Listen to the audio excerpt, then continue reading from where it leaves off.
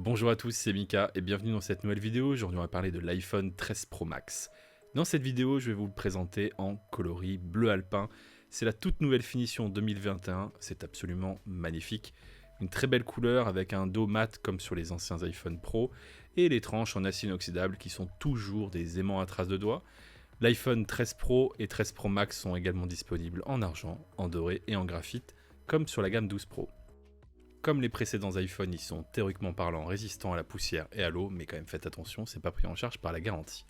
À l'arrière du téléphone, vous retrouvez les trois fameux objectifs photo. Ils sont énormes. Vraiment énormes, surtout très épais, beaucoup plus épais que sur la gamme 12 Pro, ce qui donne la caractéristique et bien entendu le caractère de la gamme Pro, c'est ces trois fameux objectifs. Le téléobjectif, le grand angle et l'ultra grand angle. Commençons par le capteur ultra grand angle.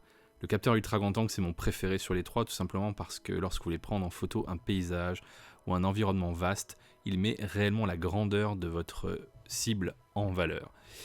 Ainsi, sur les anciens iPhones, le problème c'était le manque de lumière. Et sur le 13 Pro et 13 Pro Max, vous avez un capteur qui peut absorber 92% de lumière en plus. C'est génial pour avoir des photos de bien meilleure qualité en basse lumière. Autre nouveauté de ce capteur-là, c'est le mode macro. Lorsque vous vous rapprochez d'un sujet jusqu'à 2 cm, eh bien, vous avez vraiment la possibilité d'avoir tous les détails de ce sujet qui apparaissent. Regardez au niveau de l'iris de l'œil, ici au niveau du matériau du bracelet, on voit chaque détail. C'est juste génial, par exemple. Vous pouvez prendre en photo des feuilles, des petites bêtes sur des feuilles, voilà. Vous avez chaque détail avec le mode macro. Le téléobjectif s'améliore également avec une distance focale améliorée. Concrètement, ça veut dire que vous pouvez zoomer jusqu'à 3 fois sans perte de qualité et jusqu'à 15 fois en zoom numérique. C'est idéal lorsque vous voulez prendre un sujet éloigné et c'est l'une des raisons pour lesquelles je suis passé sur la gamme Pro et ça sera également l'une des raisons pour beaucoup de personnes. Le capteur grand angle absorbe jusqu'à 2,2 fois plus de lumière. C'est idéal lorsque vous voulez prendre des photos en situation de pénombre, basse lumière ou pour faire de l'astrophotographie.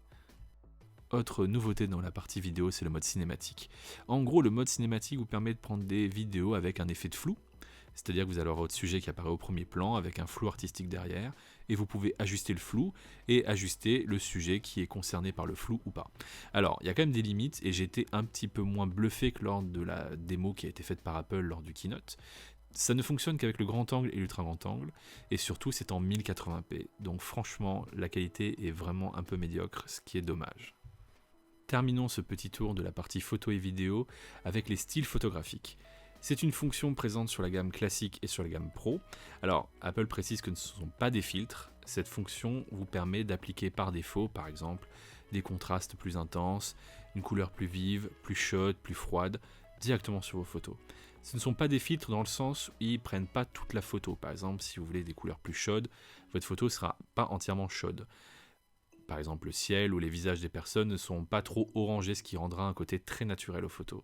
C'est assez intéressant et surtout l'aspect personnalisé permettra aux personnes, par exemple qui viennent de téléphones Samsung ou d'autres marques avec des couleurs très particulières, de s'y retrouver. À présent, parlons des petits changements esthétiques présents sur la gamme classique et la gamme Pro. Bien entendu, l'encoche a été réduite, elle n'a jamais changé depuis l'iPhone 10 et enfin elle est un peu plus étroite, mais plus haute. Vous avez le récepteur audio tout en haut du châssis, la caméra FaceTime qui est déplacée à gauche. Alors, ça vous permet de gagner un peu plus de place sur l'écran, mais c'est pas franchement fondamental et surtout qu'Apple n'a rien rajouté au niveau de chaque corne en haut à gauche et à droite. Grande nouveauté concernant la partie écran, sur la gamme Pro vous avez un écran qui est plus lumineux en extérieur et surtout vous avez l'arrivée de ProMotion qui était présent sur les iPads. Et quand vous avez goûté à ProMotion sur un écran, vous ne pouvez pas revenir en arrière. En gros, ProMotion adapte le taux de rafraîchissement de l'écran en fonction du contenu. Par exemple, quand vous défilez, vous avez un taux de rafraîchissement à 120 images par seconde. Quand il ne se passe rien, ça varie entre 10 et 30 images par seconde. C'est génial parce que ça accentue la fluidité du téléphone, donc c'est un excellent point sur la gamme Pro. Avant de conclure, parlons rapidement de l'autonomie. L'iPhone 13 Pro Max est l'iPhone ayant la batterie la plus avancée selon Apple. Et bien en réalité c'est le cas, tout simplement parce que c'est un vrai chameau, il est increvable et c'est exactement ce que j'attends de ce type de téléphone. Je me lève le matin, je l'utilise, le soir je le branche sur son MagSafe et je suis sûr d'avoir une journée d'autonomie sans aucun problème. Je ne regarde jamais le pourcentage de ma batterie dans la journée et ça franchement c'est un vrai luxe sur la gamme iPhone. Pour conclure, on peut dire que l'iPhone 13 Pro Max cible les utilisateurs les plus exigeants. C'est ceux qui veulent aucun compromis technique. Ils veulent l'écran le plus grand, les meilleures caméras, les meilleurs haut-parleurs, les meilleures batterie. Mais cette année, le 13 Pro Max n'a aucune différence technique hormis la taille d'écran et la batterie par rapport à son petit frère le 13 Pro. Donc vous allez choisir une taille, mais le 13 Pro Max n'a pas que des qualités et pour moi son défaut majeur c'est son poids. 238 grammes le téléphone seul, c'est énorme. Alors personnellement j'utilise sans coque, c'est pas trop un souci, mais beaucoup de personnes mettent une coque dessus ou d'autres accessoires comme par exemple un porte-4 MagSafe et là on arrive à des poids qui sont stratosphériques, quasiment ceux d'un iPad mini. Globalement, l'iPhone 13 Pro Max est une vraie génération S. C'est la version la plus aboutie de la gamme 12. Alors si vous avez par exemple un iPhone 12 Pro Max, est-ce que ça vaut le coup de passer au 13 Pro Max ? Eh bien si on est rationnel, non, vous y gagnerez peu de choses. Par contre si vous venez d'une ancienne génération, là oui, au niveau de la photo, au niveau de l'écran, de promotion, du design, etc., vous allez vraiment gagner au change. Donc l'iPhone 13 Pro Max, c'est l'iPhone ultime, mais bien sûr pas pour tout le monde à cause de son gabarit vraiment hors norme.